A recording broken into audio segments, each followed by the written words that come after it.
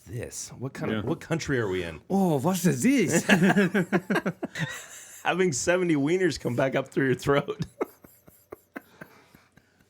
You have a way with words. I'm feeling like some monkey bread right now. Yeah. It smells like these are some amazing cinnamon rolls going. Homeless guys just down there cooking up some. Just got some gourmet meal.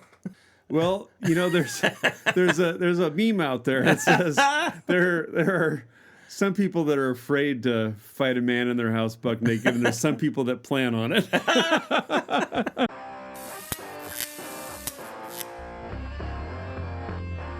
Welcome to the Defiance and Obedience Podcast, seeking to build strong men in the home and public square. And here's your hosts, Josh, the Second Amendment absolutist, and Ian, the conspiracy guy. Ethan was asking about our personal name changes recently. He's one of our active podcast listeners. Yeah. and he goes way back. He's like, hey, when's the one where Job and I were on it? What's that one? I'm like, I don't know if we ever published that one. I don't know if we published it. I said, you guys are horrible. So, Yeah, you basically just sat there, looked at each other. Yeah, giggled. Yeah. I think Job said more words than Ethan. Yeah. But neither one really. Yeah. They either got really self-conscious about a microphone being in front of them. They were all excited about it until we hit record. Yeah.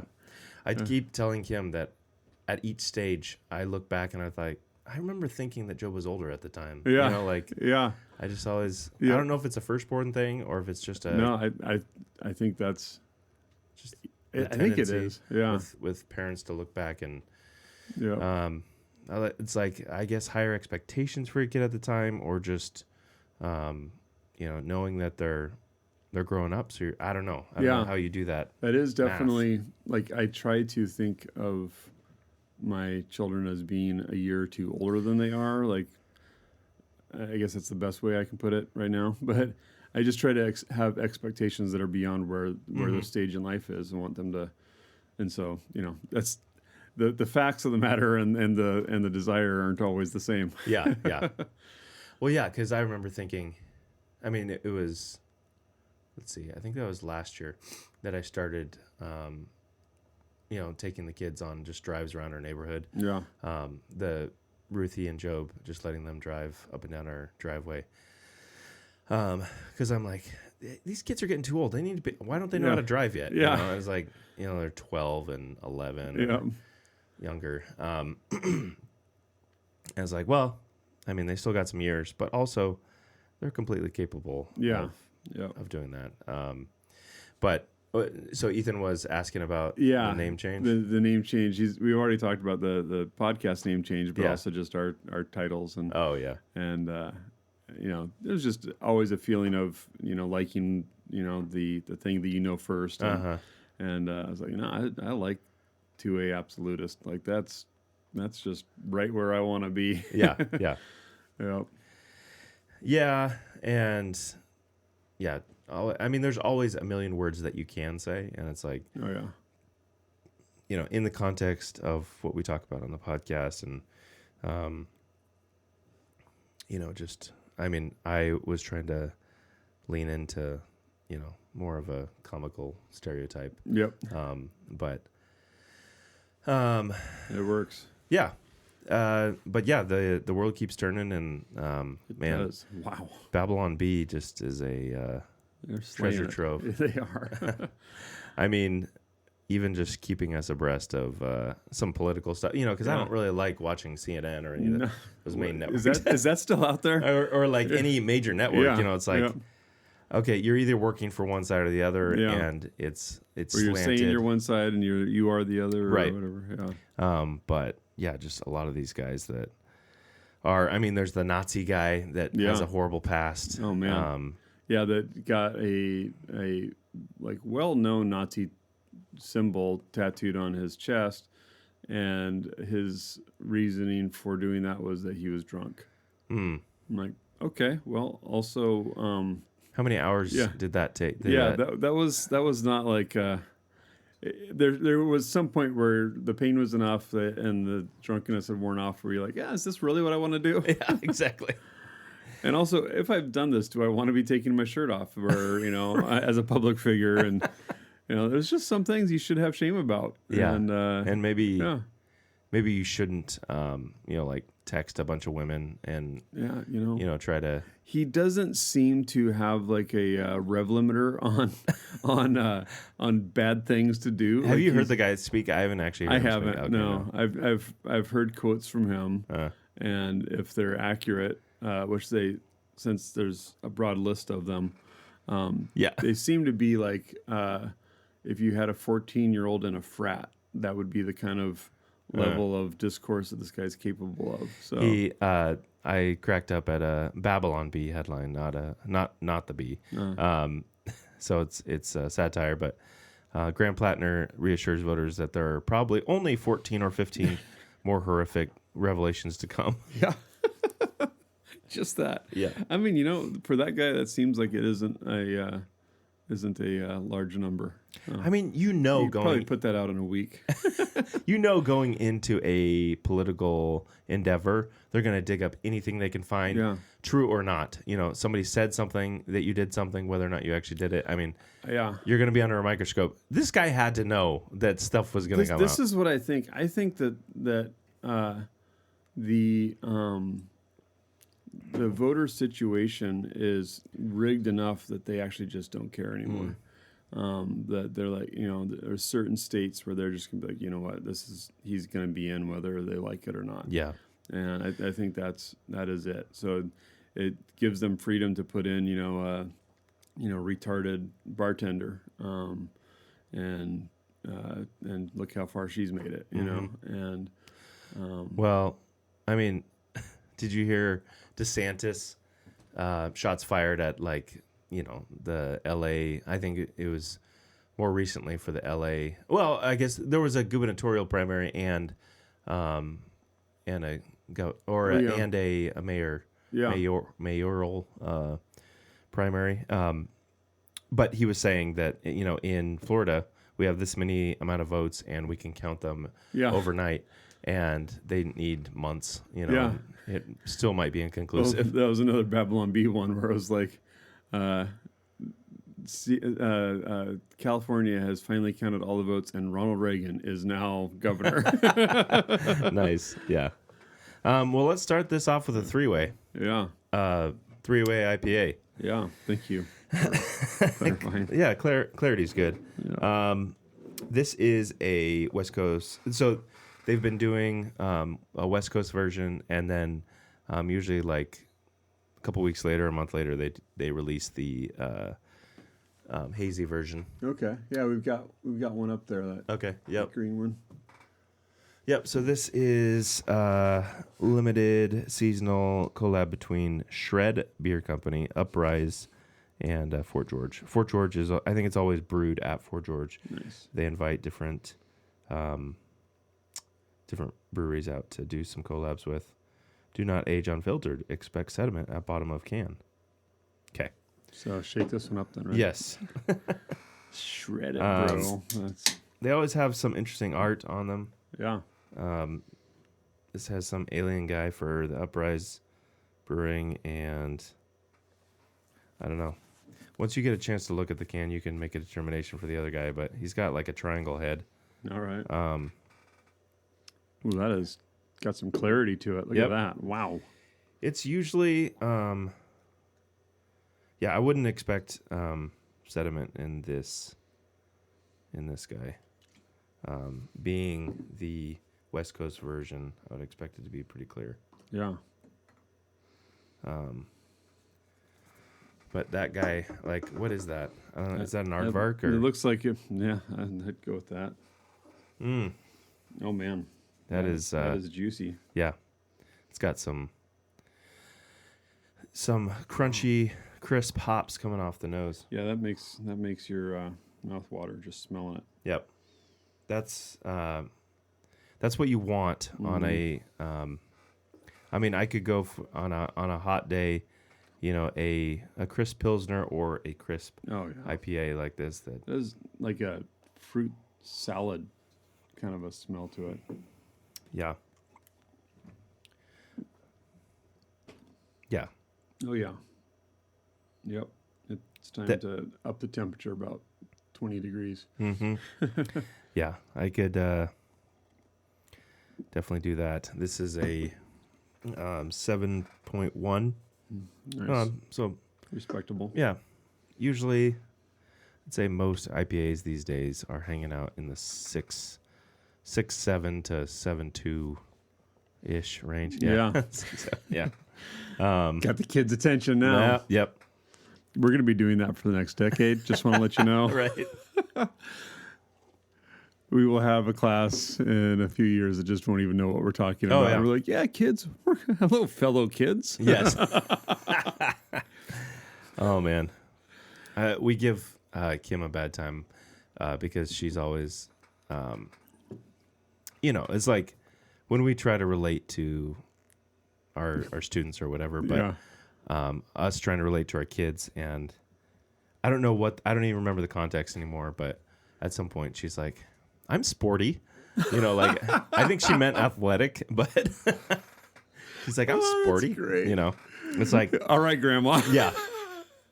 Athletic people don't say they're sporty. No, they don't. Like Sporty? I think of that is fantastic. I think of sporty as like, okay, now I can do the next shuffle. time Like I see her, I'm like, hey, you're looking sporty. Yeah. Oh, that is hilarious. But we were talking. So another headline. I mean, the top two headlines of when I went to Not the Bee. It's our quality source for That's right. All up to date news. Shout out Not the Bee.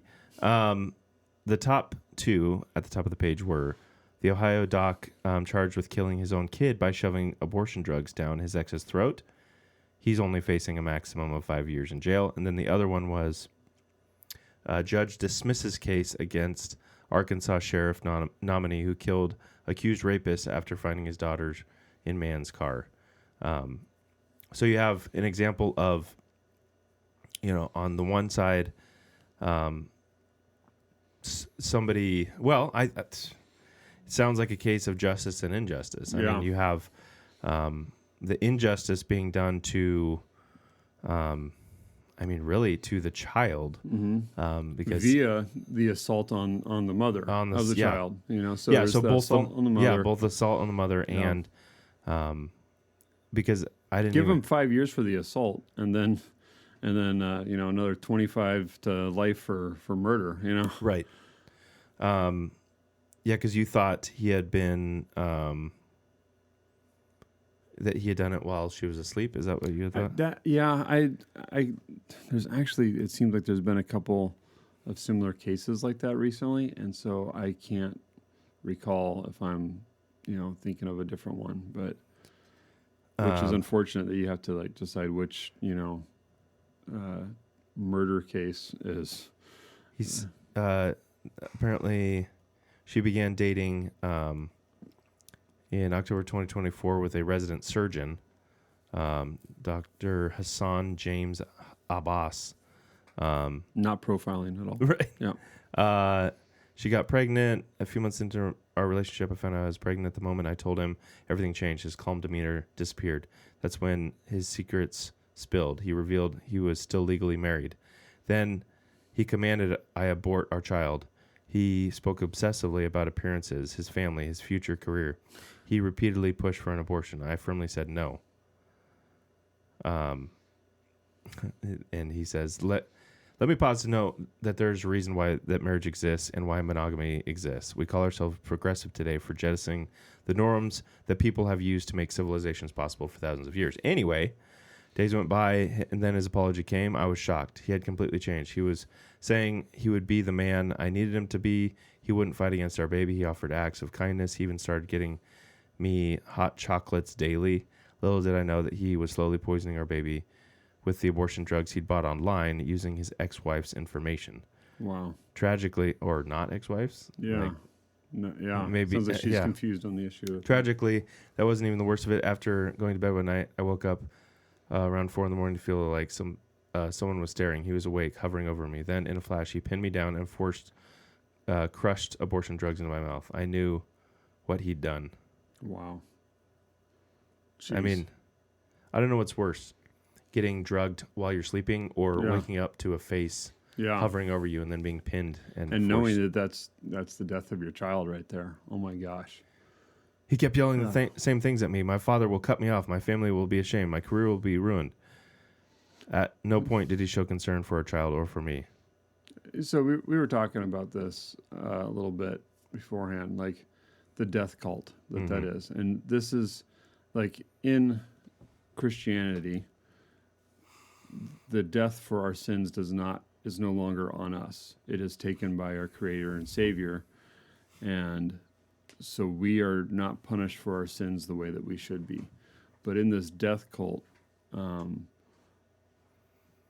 the punishment for the sins is the child. And so because this guy is so concerned about looks and image and all that, but he's off banging some chick that's not his. Yeah. So the one that has to pay for it is the child. That is the reverse of good, a good father. Yeah. So in other words, the child represents exposing his lifestyle. Because my guess is that his father would not be pleased also to find out that he's living with another woman. Yeah. It's just that the baby is a fruitful result. Yeah. I mean, maybe not not the desired fruit for him. Not the desired fruit, but it is a result of fruit of a it's sexual actually act. the best fruit out of his poor decisions, out of his lust and his sin. Or would have been, yeah. Yeah, like that would be the blessing out of it. Yeah. To be able to go, okay, you know what? I screwed up in this process, but now I have a child that I can raise and teach not to go the same way that I did. That's the redemption that happens with having a child and the possible redemption, and yet he just demands the death of the child. Yeah, and just curiously, I put into ChatGPT, I said, basically, correlate the leftist ideology of abortion, homosexuality, and doctor-assisted suicide.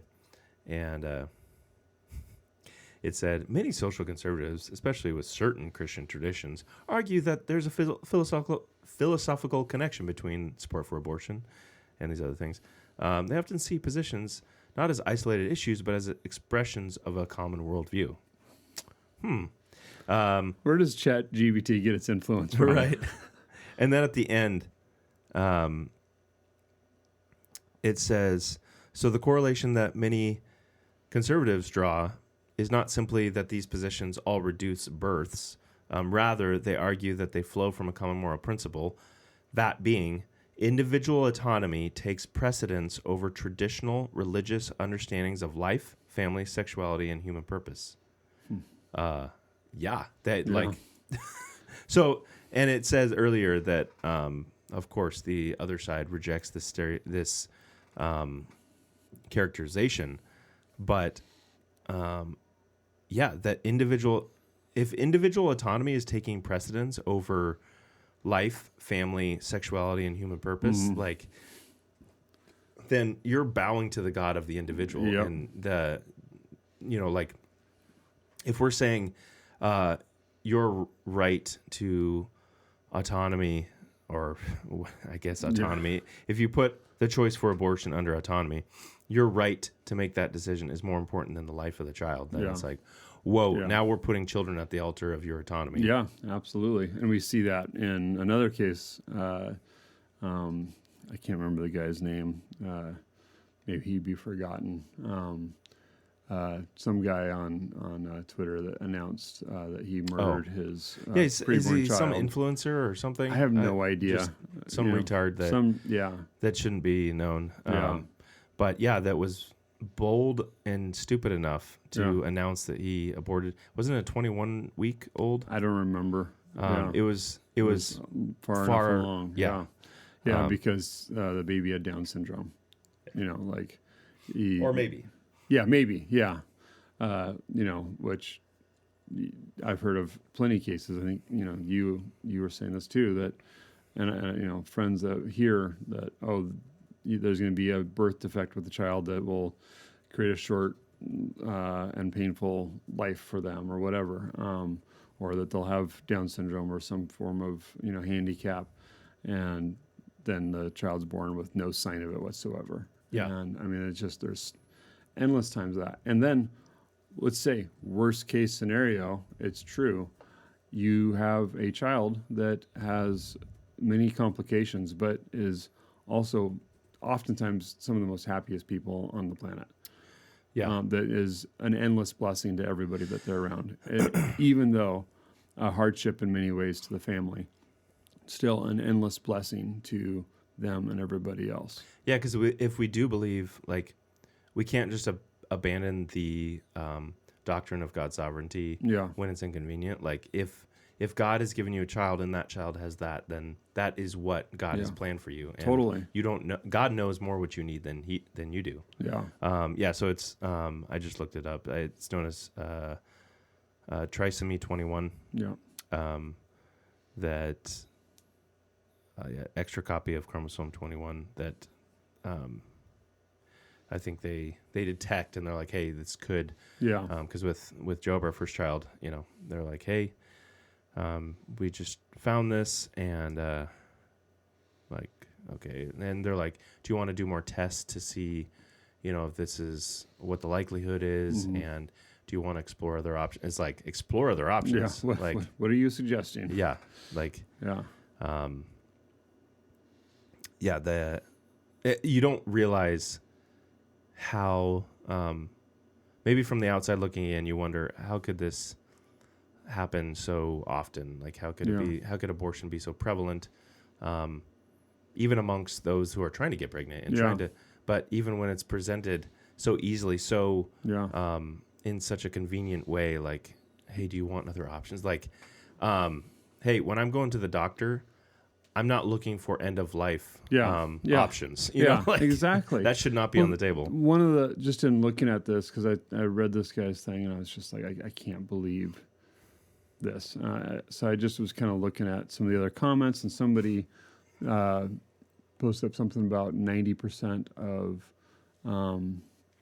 people with Down syndrome are now murdered before they're able to be presented to the world. And just thinking about that loss that we have is, I mean, that is painful. I think of. I've been blessed that, like, my uncle, he did not have Down syndrome, but he had severe mental handicaps. I mean, I think he lived to be in his 40s, and I think, he was not mentally older than maybe 10 or 12 years old. And yet he was just absolutely fun to be around. Back in the 80s, you could say things like retarded without it being, triggering. And he legit had retard strength. I remember my one cousin who really, he might be in prison now, I'm not sure, but he was irritating my Uncle David, and David was, like, at the time in the body of like a 30-year-old man, and he just punched my brother right in the gut and just knocked the wind out of him. And my mom, who was like my uncle's best friend, like, David, how could you do that? Just the look on his face of like, I actually don't know why I did that. He was angry. He was angry at something, but he realized, okay, this was probably not it. But just like his innocence in so many ways. I mean, the first thing we do at Christmas time or Thanksgiving, when we get there to my grandma's house, because he lived with them until he passed, was we'd always want to, like, make sure we could time my mom and my aunt going in to say hi to him at the same time, because my aunt was embarrassed by him growing up, and she would kind of hide that she had a brother like him. My mom, on the other hand, loved him, cared for him, changed his diapers, like, really was the one taking care of him. And it showed, because whenever we could get him walking in at the same time, he would always say, well, hello, Phyllis Walton, my favorite sister in the whole wide world. So just brutally honest. And he was not doing that to be mean. Yeah. He just was stating that that was his favorite sister. She took care of him incredibly well. And so it was like, we'd be like waiting in the hallway just to hear him say it. I'd be like, yes, that's hilarious. But That's just, funny. I mean, just so fun to be around. And we've had, I mean, you probably remember the Rileys, maybe from a long time ago. And they had very much an extreme end of that where I can't remember their son, David, he passed away, I want to say before he was 20 or maybe early into his 20s. But he never made it out of a wheelchair. He had very little control over his, physical being, but was very happy. Not really communicative, but enough so that you could tell that even though he was always uncomfortable, he was a very happy kid. Well, I mean, like, so at the root of it, how are we any different from, Hitler, who, in this aspect at least, where he was convinced that these people shouldn't exist. Yeah. They're going to be a burden on society or corruption of society. And Here's so how we're they different. need to be eliminated. Here's how we're different. We've killed a hell of a lot more people than Hitler. Yeah. And not even because of some physical thing, but because it was just inconvenient. Yeah, so you have the inconvenience, and I think that is a also an equal evil. But like specifically the times when, let's say it's a happy married couple, they're looking to have another child, but they decide for an abortion. It's not a hey, we're not ready to have kids yet, inconvenience thing, but it is maybe a huge inconvenience down the road of having to care for a potential. Yeah. So they're getting murdered for the potential of having Down syndrome, not even necessarily exhibiting. Hitler at least waited till you exhibited signs of it. Signs of being a Jew or signs of, I mean, it really is just, I think, pure evil. Yeah, we're worse. Yeah. Yeah. And I think... I mean, like, when we look at this with the view of the actual evil that it is, decades from now, it won't be the constant reference to Hitler. It'll be, the American, population of the, 70s, 80s, 90s, 2000s. Like, those will be the evil ones. Yeah. Our generations will be the evil ones that have killed far more than Hitler ever. I mean, far more than, however many world wars, however many wars in the last 200 years. Yeah. Like, it's insane. Well, I mean, even when you, so I might have mentioned this at some point, but Mike Rowe did a podcast with this lady. Her name is She Van Fleet. It's a last name Van Fleet, first name XI. It's a Chinese lady. Grew up in communist China under Mao's dominance, and she talks about all the horrific conditions there and how basically they were bred to, like, they were trained to think one way and one way only. Yep. And you talk about the warm embrace of collectivism, like is like a death she nail. couldn't think outside of that box. Right. Yeah. That's all she could think of. Like, was she felt like it was, which is weird to have a name she. Yeah. And be a female, but like she felt like it was evil to think outside of anything that the party. It's very 1984, which is why I had my students correlate the two. But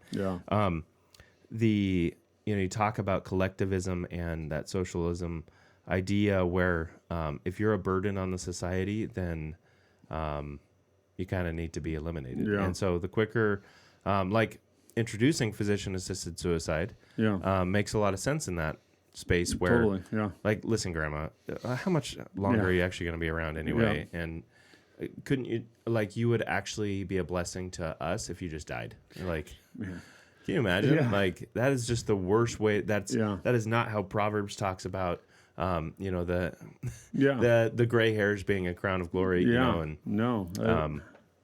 It's just, it is I think when you put, and I'm framing it in this, I'm talking about it as a leftist ideology because I think a lot of these things go together where it's both a social construct and also ChatGPT distilled it down to political or individual autonomy, which I don't know. You don't have a lot of autonomy in a socialist. No, no, you don't. There is the myth. Yeah, I think a lot of the argument is that there'll be so much more, I don't know about freedom, but like free healthcare, free.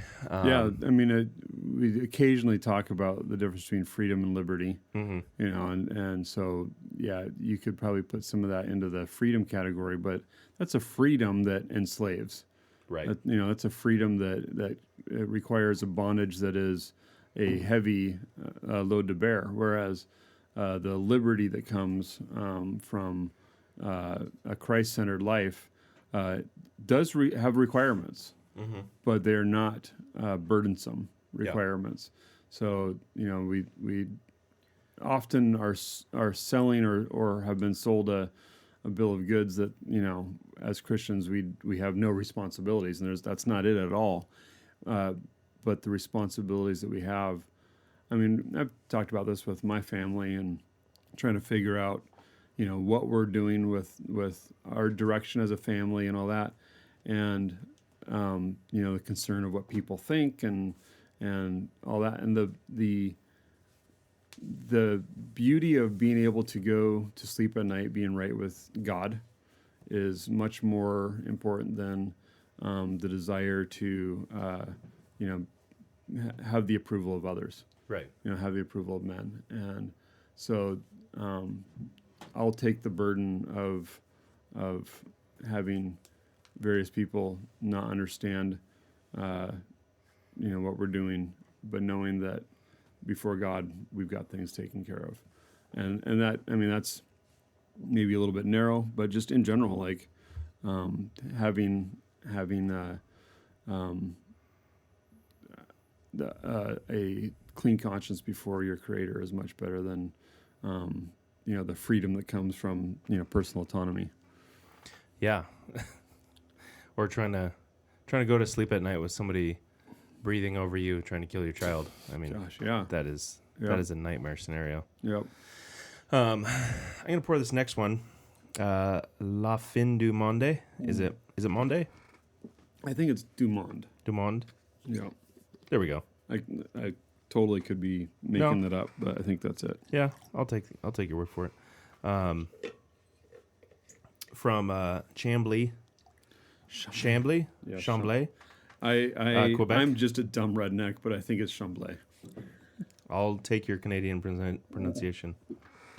Didn't I come out of the closet as finding out that I'm Canadian? Or did I tell your daughter that? You told my daughter, yeah. Yeah.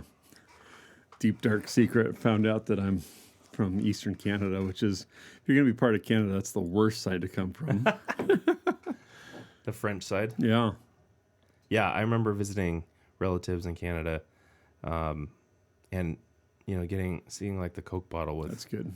Okay, seeing the Coke bottle with everything. In French. In French, and I'm like, what is this? What country are we in? Oh, what is this? It's probably more German, but. But this is the first time I've seen it in. So this is a Belgian Tripel. Yeah. Is that light for a triple? What do you mean? Like light in color? No. It's usually. The Belgians are usually a warm yellow like that. Okay. But it says this rich. Warm yellow is not selling. This rich, sophisticated triple has earned several international titles thanks to its refined taste, marked by notes of fruit and spice, supported by a slight bitterness. And maybe that's why I like it, because slight bitterness. It does have some spice, but I've always enjoyed a good Belgian triple. Mm-hmm. It is a tribute to Quebec, the land encountered by the French explorers who thought they had reached the end of the world. Product of Canada, sadly. Yeah, but it's a good representation of Canada without saying it's sorry.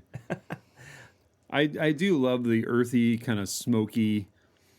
it reminds me of Ukrainian chai, like where they apparently, at least the kind that I had, was like fruits that have been dried by being smoked, and then like boiled in water. It actually reminds me of that. A witch boiled in oil. Yeah.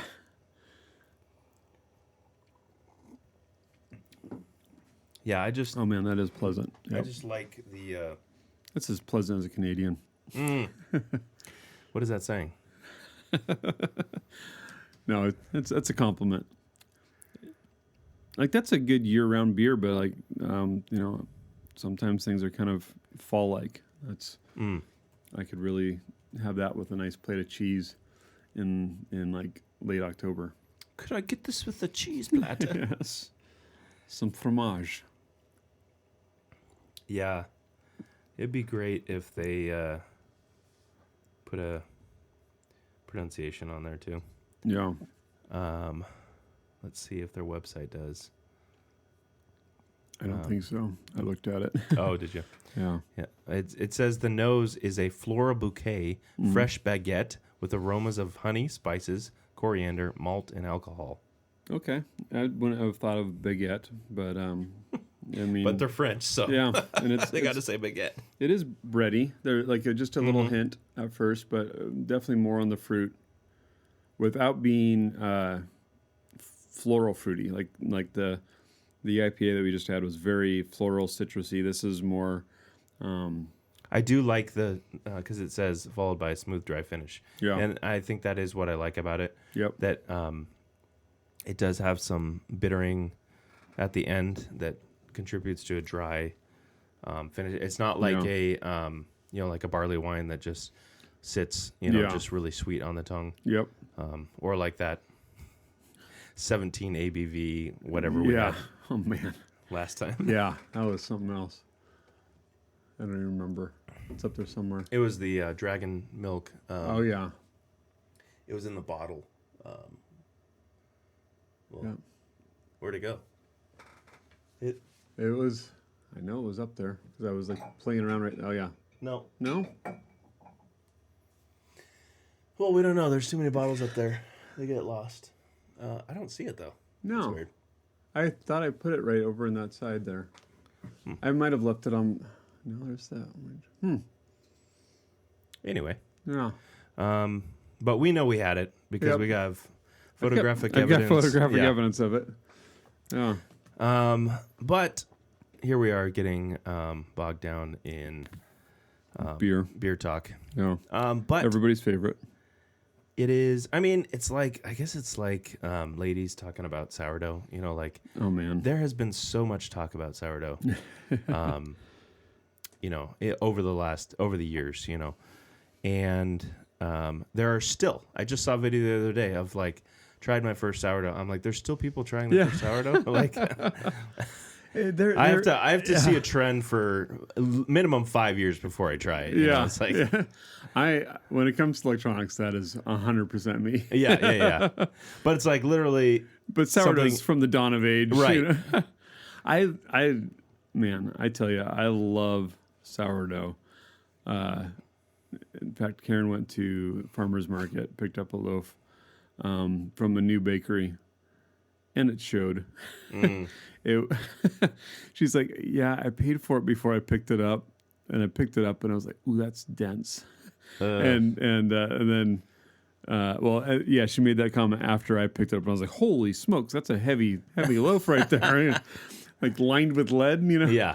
But the cure for incredibly dense sourdough is grilled cheese. That fixed it. So I believe that. Yeah. I guess if you're a dipper, like then just straight dipping it into some soup, but that gross. Wet bread wrong. I just no. See, I don't mind if it's a quick dip into the mouth. Yeah. If it's like I'm a soggy sandwich, no. But like French dip, where you got that crusty. Oh my gosh, that's. Yeah, you got to have the crust with it. If you're just dipping white bread, I mean, that's for ducks. Yeah. Like, what are we doing? That is ducks and like hot dog racers. Right. Yeah. What's the guy's name? It's usually an Asian chick that weighs 90 pounds that wins. Well, Nathan's... in the female edition, but it's the white dude that. Yeah. What's his name? He's he was on Corolla a bunch, right? I think he has been on there. Yeah. No, he's got a really catchy name. Yeah. Anyway, but yeah, everybody needs to know the name of the hot dog. Joey Chestnut. Yeah, there it is. I would not have come up with that. Joey Chestnut. Yeah. That sounds like he's mafia related. Yo, Joey Chestnut, go eat yourself a hot dog. He wins basically accent. every year. Wow. But that is so disgusting, man. Do you want to know what his record was? What is it? Or his most recent 17th mustard belt, he won by eating 70.5 hot dogs in 10 minutes. Can you imagine snaking 70 and a half wieners down your throat? Well, when you put it like that, that's a lot of questionable ingredients. Wiener dogs down your. Oh, Josh is thinking way too much about it. All right. Well, we rarely have hot dogs. We usually have brats or burgers, whatever. But Karen got hot dogs recently, and Nathan's are good. And I think Nathan's, don't they do one of the big hot dog contests? I think so, yeah. And so we got some Nathan's hot dogs, and I had 2. And there was another one left. I'm like, I don't really want to have a warmed up hot dog tomorrow. I'm like, I'll finish it. And I got 2 bites into it. I'm like, that's too much. 2 and 2 bites into hot dog number 3, and I went from like, oh, those are enjoyable to I actually at 2 bites into that third one I was like, I kind of my gag. And you want to know what separates men from women? Mickey Sudo could only put down 33 hot dogs and buns. So like a third of what Joey Chestnut, right? About half. I mean, because he did 70.5, she did 33. Yeah. So. Oh, yeah. Yuck. And those were hot dogs and buns. So. Yeah, but they're doing it all wrong. Like they're dipping. They got a cup full of water and they're dipping the. Yeah. That's disgusting. I'm all for competition, and I mean. I like the friendly, if you can eat this 24-ounce steak or whatever, the 48-ounce steak, you can have your free meal. But like this is just like a whole nother level of like, how can I employ my gastrointestinal system to just be like a grocery bag for wieners, I mean, literally, if you had 70 hot dogs and buns in grocery bags, like think about putting that all into your system. How bloated would you be? Oh my gosh! Do they just puke it up, or do they? I imagine. I mean, there's nothing else I'd want to do at that point. I'd be like, and done. I will retire to the 5-gallon bucket while I will digest this. I mean, they're obviously not chewing. So what does it feel like having having 70 wieners come back up through your throat? You have a way with words. Have you ever done like a food competition or they have to go up a certain way? You don't want them sideways. No, like a hot dog down a hallway is. Have you ever done a eating competition? Like even like just like a friendly challenge among friends, like, oh, can you eat a whole pizza, or I don't remember doing one. The only one I can remember, like, I mean, not as a competition, but like maybe a challenge. Maybe your mom saying like, "I bet you guys won't eat all that," and we're like, "You bet." Yeah. Like we're going to. There was one night when we were working on Jeeps. I think it was my Jeep in particular, and the energy level was declining, and I was like, trying to figure out a way to kind of ramp up the, like I had a project I wanted to, excuse me, get done. And that was a French burp. That was a French burp. I turned my pinky up. And my friend's wife had made monkey bread, I think is what it was. Okay. It's like cinnamon, kind of like cinnamon roll, but it was like all tied into knots and stuff. And then like if a monkey made it, they would just kind of throw it all together. And then there was like a bowl of what I think it was the frosting or whatever, and you dip it into that. And so I was like, I'll eat all that if we get this part of the project done. Just the frosting. Yeah. That might be why I'm combating diabetes right now. That was an awful, awful, awful decision. Because I think it was like 2 sticks of butter, maybe more. Oh, yeah. And like a pound of sugar. And I mean, it was like a lot all in this one bowl. And like I made a steady, halfway through kind of a thing, and then just hit a wall and felt just disgusting. Like it was awful. And now that I monitor my blood sugar, I wish I would have known what it was. Yeah. It might have been like 500. Yeah. And I didn't eat for 2 days. And then I had carrots. And then I didn't eat for another day. And I felt horrible. It was awful. And I'm like, man, I remember thinking about like eating competitions at the time. Yeah. Like, who could do that on the regular? Like, Job did not feel good the year that he won the How Many Worms Can You Eat competition at the campus cleanup day. I came home and he's either he told me or Kim told me, and I'm like, you did what? What are you doing? Oh, worms. Man. Like, I don't even know if I've ever eaten a worm. No, I'm like, I don't think I know for a fact I have not eaten a worm. I've read the book, How to Eat Fried Worms. But yeah, if I'm like starving, I'm gonna eat a worm. Yeah, I need some protein. Yeah. But there was a kid, I can't remember if he was from Australia or if he went to Australia on a vacation, but on a dare ate either a worm or a slug or a snail or something like that. Like picked it up off the ground, not like, from a French store. Remember this? Yeah. And he died like a couple weeks later from an infection from it. Yeah. Like, whoa, that's bad. That's unfortunate. Yeah. Yeah. And he didn't even get the privilege of feeling like, oh, I feel disgusting after eating 14 pounds of this or whatever. It was just one. Yeah. That's brutal. Yeah. But we did touch on this. So I mentioned at the beginning there was the two headlines. The one that was obviously the lady, the guy aborting his child.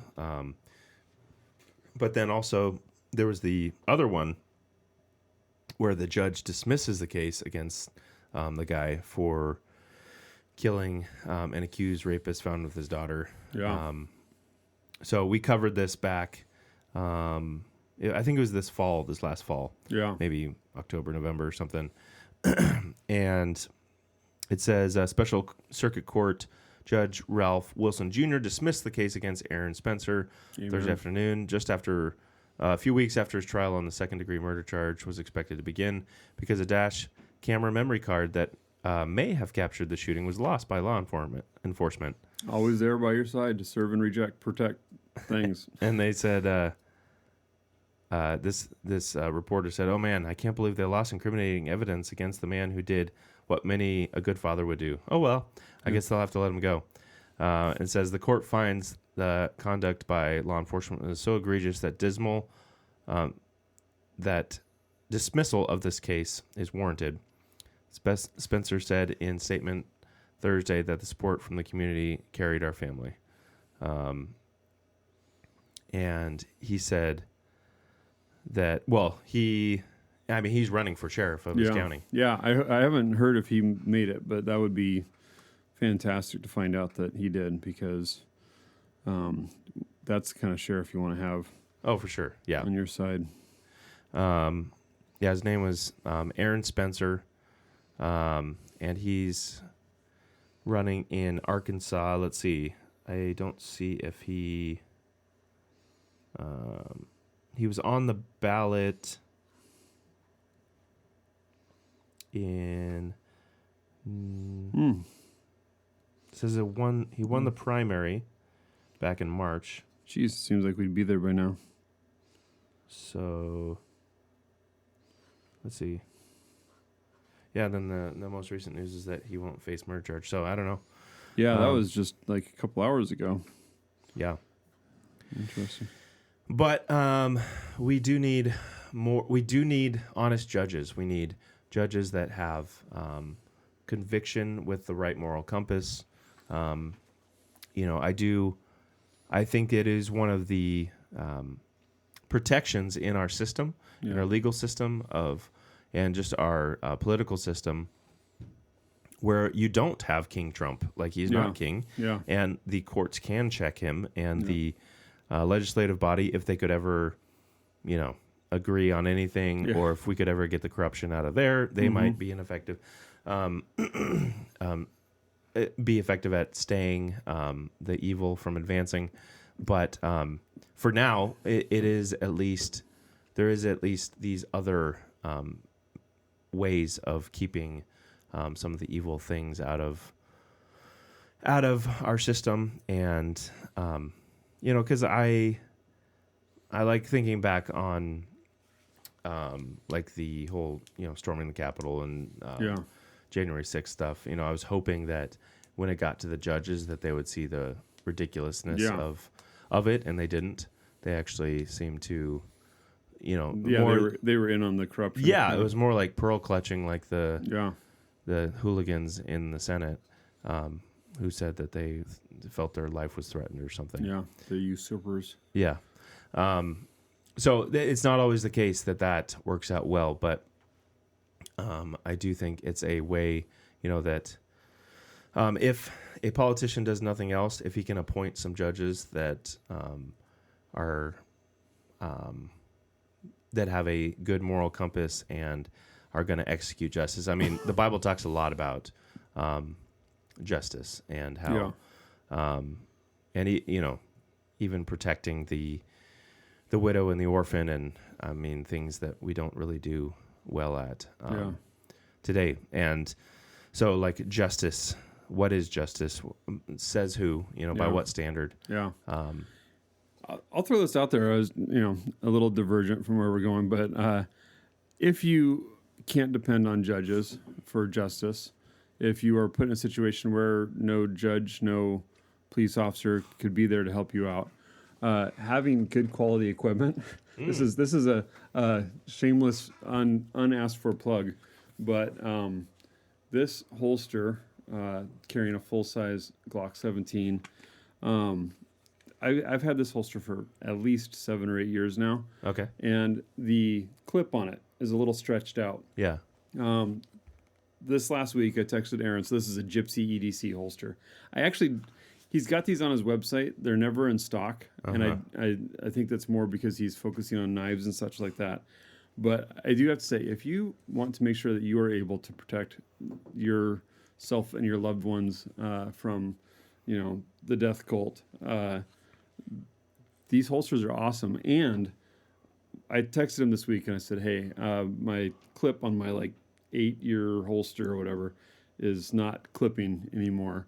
The last time that I had this problem with another holster where I actually broke it, caught it on a doorway, ripped it off. You sent me free ones. I want to pay for this. And so we were texting back and forth, how's family, how's life, all that. And by the end of that 10-minute conversation, he texted me a picture of the clip that he's replacing in the bag with a label on it, and he's sending it out to me already before I can even before our conversation was done. He's getting it out to me. So if Aaron is still making these holsters, I love them. I've got 2 of them. I know a few people have them. I know it's been hard for you to get one, I think. Yeah, back in 2020 when I was looking at them. Yeah, so a lot of things were going on. Yeah, but having a company that 8 years after you bought the holster should just say, you know what, why don't you buy another holster? He's like sending me replacement clips for him. Well, and what you're looking for in a holster, you're looking for minimal design. Yeah, so that's what I love about this. Things that aren't, you don't want things catching on your clothing. You also don't want things that are going to be really uncomfortable, like extra bulkiness, and also a quality positive. Yeah, lock. And he's actually replacing these with metal ones now, and the one that I have on my holster for my 43 is fantastic. Sometimes I have to take my belt off in order to get it off of there. See, I have metal clips on mine finally as well. Yeah. The one that I got from, I didn't like my T-Rex one anyway. It was uncomfortable, and also the clip, like I noticed the same thing where I was like, oh, this might come it's off not hanging on. Yeah. But also this, because I'm carrying, what is that? Probably 5 o'clock or something. Yeah. 6 o'clock. I mean, it's right in the small of my back. Yeah. It's the most comfortable place for me. And this allows me to give a little Just bit of don't climb on rocks when you've got it in the small if you land on your back. Yes. Hypothetically, if you rolled your dainty little ankles. It held on. Fine though. It stayed on, and my beer was fine. In this hypothetical. Yes. In this dream that I had. Although I woke up with a sore ankle, so maybe it was real. But this allows me to, what do they call it? A slight cant, Yeah, like a 30 degree. Okay. I think it's a little bit more. Nice. Because, drawing from the back, it really is. You need that. Yeah, helpful to have it tilted that direction. But yes, having an effective staple gun in your belt is helpful at deterring those that, even if there is a excellent police response in your area, like somebody with it's usually not 15 seconds, right? So. I mean, legit. Like, I was just reading the other day about these people that discovered a guy living in their crawlspace. And he had done it for like 3 months or something. And it was one of those crawl spaces, it was in Portland, but in those crawl spaces that are on hillside, you're gonna have a really tall crawl space. Totally see that happening. Enough room to walk around, and he had lights set up. The balls of doing that, man. That is crazy. And how do you not hear? Could you imagine doing our previous line of work and walking in on that? Oh. I would never go into a crawl space again. I never would. I mean, I went into one time, and I came across a sick raccoon, and that was scary. about all the excitement that I need in a crawl space. I found like a wine cellar in a client's house, similar, like hillside kind of a house down in Bellevue, and I asked him, like, hey, did you know you got like a full on like brick wine cellar down there? They had no idea. But like having somebody living there. The article said he had a kitchen. I don't know what that meant, but could you imagine, like, you're just sitting there, like, watching? Like, honey, are you cooking up eggs? Yeah, man, like, I'm feeling like some monkey bread right now. Yeah. It smells like these are some amazing cinnamon rolls going. Homeless guys just down there cooking up some. Just got some gourmet meal. You're like, you know what? You can stay there, but you just gotta like shove some of that. Right. I mean, hey. Scenarios like that where all of a sudden when I found that coyote in my yard the other day, I'm glad that I had, because sometimes I don't put on my gun right away. Sometimes it's before I actually leave the house. Yeah. But I was glad that I already had it on me, and it looked like I clipped it on the back end because the way it ducked its back end down, but it I'll never find it. But but maybe it won't find its way back. Right, exactly. Yeah. I was glad that I had it on me. For 4-legged and 2-legged critters. Mm-hmm. Yeah. It is like I don't like there's the old thing about the grandma that gets pulled over and the cop says, do you have any firearms? She's like, well, I've got this gun here and that gun there and this gun in my trunk and that one in the back seat. And he's like, lady, what are you afraid of? And she's like, not a damn thing, officer. Like, there's some people that think that we would like be paranoid with oh, you have to have your guns. Yeah, You know, yeah. It's like, well, I know evil exists. Yeah, so exactly. I'm not deceived that Totally. it doesn't exist. Where I live in particular, it's going to be a couple minutes before I get some backup. If ever, yeah. Yeah, and like things will be done. If you have cell phone service or you know, any of the number of variables. Like it's, you know, and so, you know, and we've had issues before with people. And so, you know, a couple weeks ago, it's like 6 o'clock in the morning on a Friday or Saturday. And, you know, so I'm sleeping in past 6. Mm-hmm. And I hear Karen say, Josh, somebody's in the driveway. And I was like, that's not normal. And so I get up and... Did you at least put some clothes on? Well, you know, there's a meme out there that says there are some people that are afraid to fight a man in their house buck naked, and there's some people that plan on it. But no, I'm wearing my PJs. Yeah. And got my slippers on, which I, you know, once again have worn here. Hey, that's a brand you need to shout out, That's man. right. They're so comfortable. I don't even realize it, but they have structure to them, and so I think I'm wearing my shoes. But yeah, I mean, I was bombing up the driveway with a 300 blackout, suppressed by my side, trying to figure out why this rickety old, you know, station wagon had been down our driveway at 6 o'clock in the morning and blocked him in. Did I tell you about this? I don't think so. He ended up going back down our driveway. The shared driveway, and so my thought was I didn't see where he went, so I went, I'll go to the end of the road, see if he went either direction, and then if I don't see him, that means he's still back, and then I can at least block him in if he's coming out. So sure enough, as I'm coming back, he's coming up, and I just blocked him off, kind of swerved, and then came back around over my tail and was blocking him off, and if he wasn't wearing a light pale blue robin's egg vest, which was like kind of looked like he put it on by rolling it around his body. The look of the guy was not somebody I would want to find in my driveway at 6 o'clock in the morning, and so he kind of had to unravel a little bit for me to see the colors. And I said, "All right, have a good day," but like. That's where we're at. If you're in our driveway at 6 o'clock in the morning, there's a good chance that I'm not going to greet you with a handshake.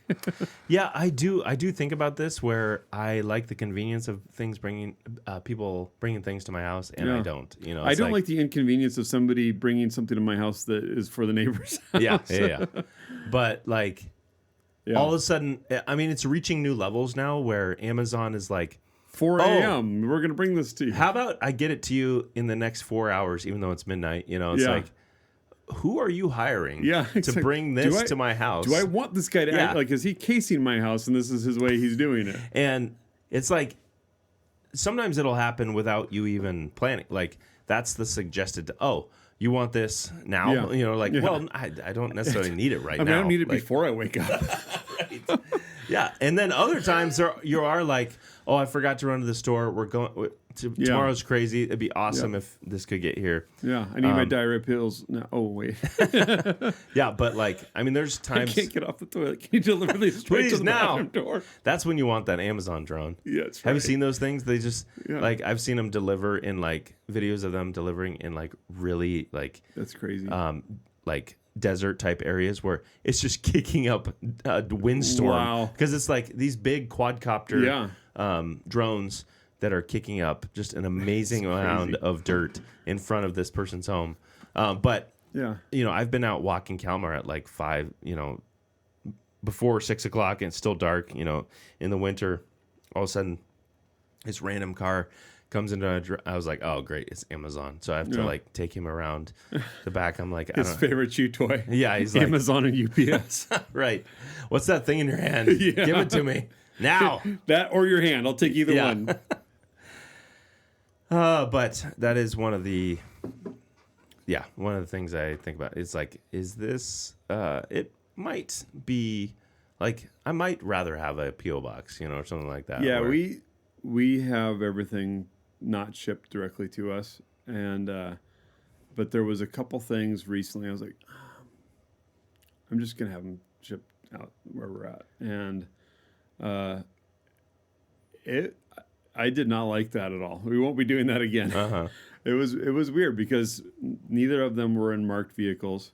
Right. And it's the unmarked vehicle part that is like at least slap some throw a magnet on magnets there. on there. Like I've even seen ones that just say delivery. On the side. And back in the day when a respectable pizza man would have a at least a light on the top of his rig. Totally. Yeah, throw something like that on there. Like your vest isn't going to stop a bullet. And I'm not going to shoot at you unless you're like, hostile. Making a visible threat, yeah. But like, please just throw a vest on your roof when you're coming down the gravel driveway at 4:00 in the morning. Can we have this understanding?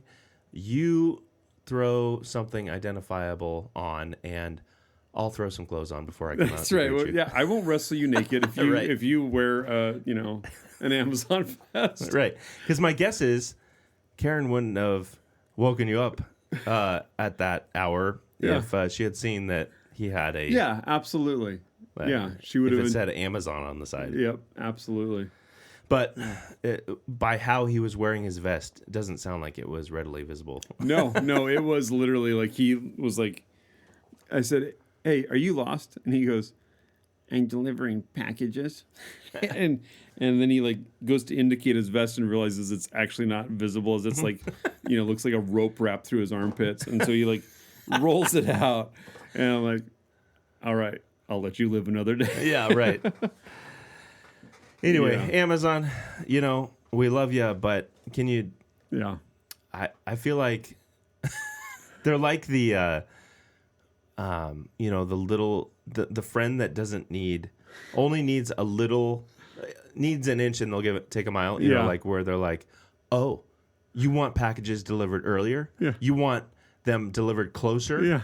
They want. And next thing you're waking up and they're standing over you with a package. Yeah, exactly. How about I drop it on your face? And you're like, that's not what I was looking for. That's not what I wanted at all. But thank you. Yeah, I feel like you're stalking me at this point. Yeah. How about we track you everywhere and then we can deliver it wherever you are? You're like, got your window rolled down at a stoplight and all of a sudden the package comes flying through your window. Have you seen, there was a video circulating where a Coast Guard a plane, I think they were doing an exercise showing how they can do a precision drop on a boat, right? Yeah, on a boat. That was weird. Yeah. It was like a C-130 or whatever. Yeah, and it landed basically like a smaller than a baseball. Yeah, tiny little thing right onto the boat. You're like, whoa, that's weird. That is. Here's another weird one for you. One of the members of our church and also a dad of one of the school kids here gets a catalog for some machinery delivered to the church, and fine. I mean, you can do that. Yeah. Except he didn't. He had it delivered to his house, and they put a note on it that said, "This address didn't match up. I hope where we delivered it works." So somehow they figured out that he was connected here on the other side of town. That's bizarre. And it got delivered here. Yeah. And so I texted him a picture. I was like, "Hey, this ended up here." Like, and he goes, "That's really weird. I don't know how." So somehow they connected him to here. Yeah, that's really, I don't know if that's good service or really creepy. It's like the AI assistant. I noticed that you're running late. Would you like me to text, your whole family and let you know? You're like, oh, no, don't like whatever it's suggesting. No, don't. I'm having a beer. Yeah. Leave me alone. Would you like me to text your wife and let you know that you're sitting out in the car and you haven't entered the house yet? Oh man. All right. Anyway, we should be done. We should. This has been way too much fun. Hey, you want to know something else? The other day, I saw this video. Yeah. This monkey. No. Dude, those monkey videos are hilarious. Guys, AI and reality are getting very mixed. Yeah. But what it's resulting in is me believing less things. Like, there's no way that's real, Yep. And I saw this one where this guy, he's like, I keep reposting this because people keep thinking it's AI. I actually did this, or this actually happened. Yeah. Oh, yeah. Yeah, where you got to clarify that what you did was reality. That's weird. I mean, the ones where they're showing like backyard renovations or, I saw this one where this guy was supposedly like building some sort of like, it looked like, a perfect mountain scene with a stream running through, and he like puts this container, container over the top of it, and then he's like modifying it into like some sort of cabin. Well, it's obviously AI because when he's modifying it on the outside, the guy's taller than the container thing. Uh-huh. But then when they show the inside shot, he has to reach up to reach the roof. You're like, you're like, yeah. It's like, okay, something is wrong here. Part of the fun of being in the early stages of AI. Yeah, but someday I think that blurred line will become more blurred. Yeah, and we won't. Yeah, it'll be mixed reality. Yeah, but too much wisdom and security and defiance and obedience. Defiance and obedience. Yep. Wield it well.